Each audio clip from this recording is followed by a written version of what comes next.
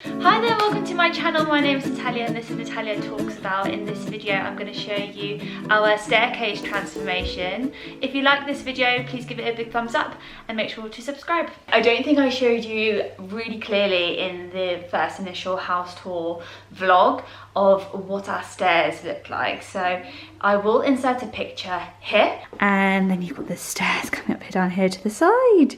So this is going to be looking very different once we're done with it.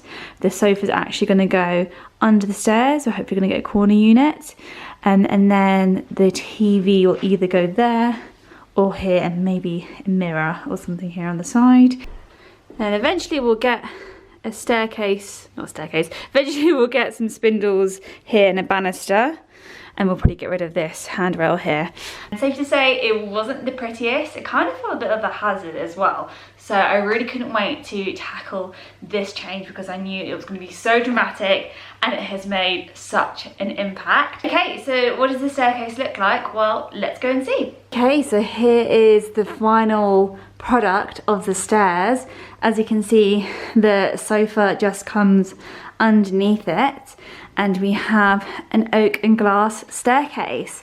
For anyone who's interested, if you would like to have, so the inset glass, the glass which is just like this, which is only just 2 panes of glass for our staircase, it didn't cost any more or less than if you wanted to have multiple pieces of glass inset in there. At least that wasn't the case for the staircase specialist which we used. We went for a square top, and we wanted to keep that quite traditional.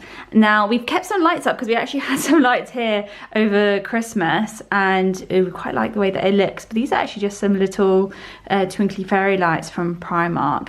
And actually the carpet runner which we have here is from Dunelm. I have seen a very similar one from Tappy, but I got this one ages ago. We did have to cut the bit off the end just because it was a little bit too long. We didn't need that much fabric, but we're really happy with the finish of the staircase.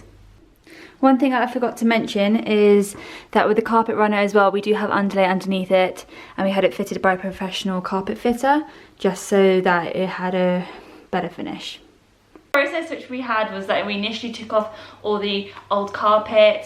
The wood, as you can see, was a really dark brown, so we bought I think it's called a mouse sander off of Amazon, and basically just sanded everything down.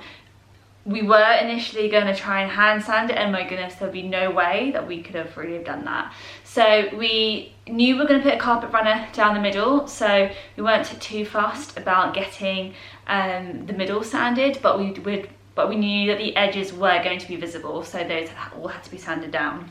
This was quite noisy and time consuming. You definitely need some kind of goggles to put on your eyes because it does get really dusty. We had to cover everything in the lounge as well. Our sofa was underneath our stairs.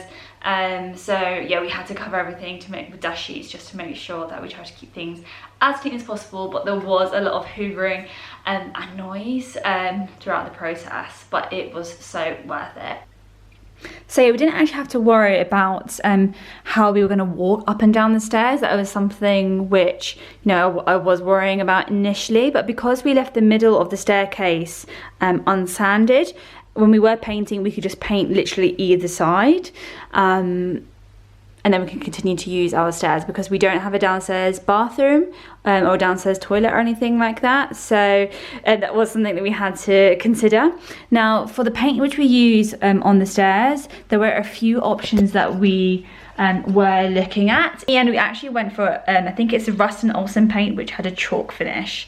And the reason that I did that because it supposedly didn't need a primer or anything else underneath it, and just really wanted to speed up some time. But where we did have to use a different paint, or where at least we opted to, or at least we decided to use a different paint, was for the outer string. We decided to go for a gloss finish. One of the choices which we were going to make as well for our stairs is if we wanted to clad the outer bit in oak as well, and the inside.